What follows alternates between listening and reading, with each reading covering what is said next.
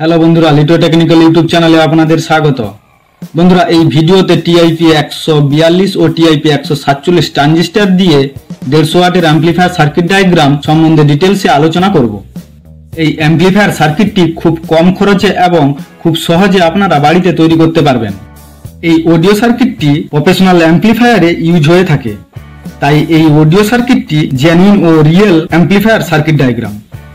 এই audio circuit দিয়ে আপনারা খুব উন্নত মানের 100 ওয়াট থেকে 150 ওয়াটের অ্যাম্পলিফায়ার তৈরি করতে পারবেন। এই ভিডিওটি আপনাদের জন্য খুব গুরুত্বপূর্ণ ও ইউজফুল একটি ভিডিও হতে চলেছে, তাই আপনারা দয়া করে ভিডিওটিকে মনোযোগ দিয়ে শেষ পর্যন্ত দেখবেন, কোথাও স্কিপ করবেন না।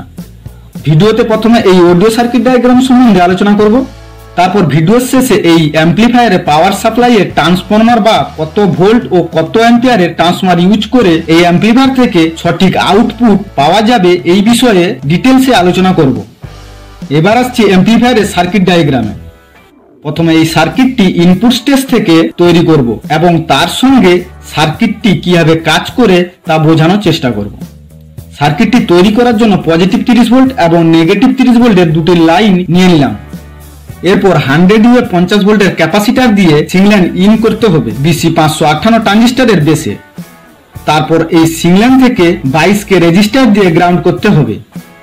এরপর সিংলাইন থেকে নয়েজ মুক্ত করার জন্য একটা 101 PF দিয়ে সিংলাইনকে গ্রাউন্ড করতে হবে। এরপর আরেকটা BC 558 ট্রানজিস্টর নিতে হবে। এরপর ইনপুট স্টেজের এই দুটো ট্রানজিস্টরের এমিটারকে 22K রেজিস্টার দিয়ে পজিটিভ লাইনের সঙ্গে যুক্ত করতে হবে। এরপর 1 নম্বর BC 558 ট্রানজিস্টরের কালেক্টরে নেগেটিভ সাপ্লাই দেওয়ার জন্য 1.5K রেজিস্টার দিয়ে নেগেটিভ লাইনের সঙ্গে যুক্ত করতে হবে। আর 2 নম্বর ট্রানজিস্টরের কালেক্টর সরাসরি নেগেটিভ লাইনের সঙ্গে যুক্ত করতে হবে। এরপর এই 2 নম্বর ট্রানজিস্টরের বেস থেকে ফিডব্যাক পাওয়া যাবে। এরপর ফিডব্যাকের গেইনকে কন্ট্রোল করার জন্য 270 ওহমস রেজিস্টার ও 100 ইউ 50 ভোল্টের ক্যাপাসিটার দিয়ে গ্রাউন্ড করতে হবে এবং 22K রেজিস্টার দিয়ে এই ফিডব্যাকটি সরাসরি আউটপুটের সঙ্গে যুক্ত করতে হবে। এরপর এই সার্কিটে একটা 22 স্টেজ তৈরি করতে হবে।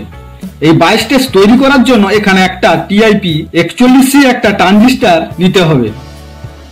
এরপর ইনপুটে 1 নম্বর BC 548 ট্রানজিস্টরের কালেক্টর থেকে সিংলাইন এই ট্রানজিস্টরের বেসে ইন করতে হবে।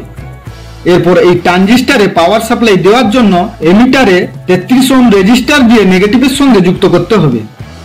এরপর এই ট্রানজিস্টরের বেস ও কালেক্টরে 101 PF দিয়ে যুক্ত করতে হবে। এরপর এই সার্কিটের আউটপুট স্টেজ তৈরি করব। আউটপুট স্টেজ তৈরি করার জন্য নেগেটিভ সাইডে টিআইপি 147 একটা ট্রানজিস্টর নিতে হবে। এরপর এই ট্রানজিস্টরের কালেক্টর সরাসরি নেগেটিভ লাইনের সঙ্গে যুক্ত করতে হবে এবং এই ট্রানজিস্টরের বেসে 22 ভোল্টেজ দিতে হবে।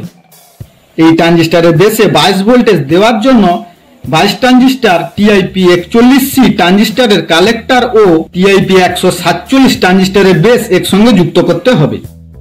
এরপর পজিটিভ সাইডে আরেকটা টিআইপি 142 ট্রানজিস্টর নিতে হবে। এই ট্রানজিস্টরের কালেক্টর সরাসরি পজিটিভ লাইনের সঙ্গে যুক্ত করতে হবে। এরপর এই ট্রানজিস্টরের বেসে পজিটিভ সাপ্লাই দিতে হবে, নইলে ট্রানজিস্টরটি অন হবে না। তাই ট্রানজিস্টরটিকে অন করার জন্য 3.3K 1 ওয়াটের দুটি রেজিস্টার এইভাবে পজিটিভ লাইনের সঙ্গে যুক্ত করতে হবে।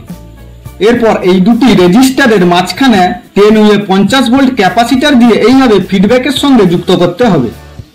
এরপর এই ট্রানজিস্টরের বেসে আরেকটা 22 ভোল্টেজ নিয়ে আসতে হবে।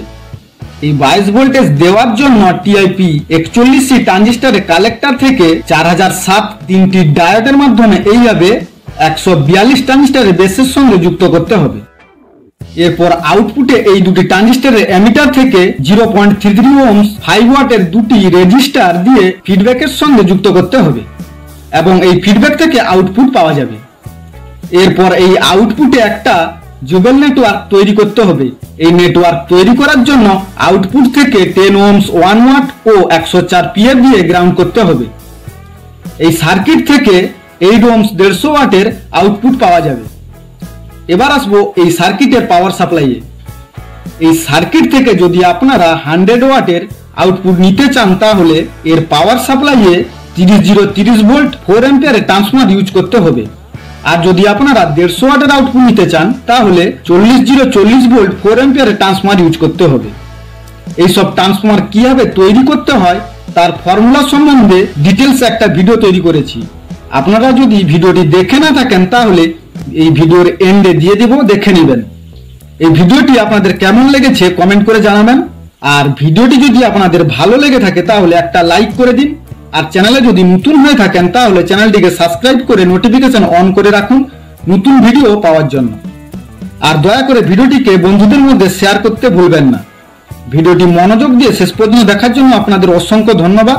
দেখা হবে নেক্সট ভিডিওতে।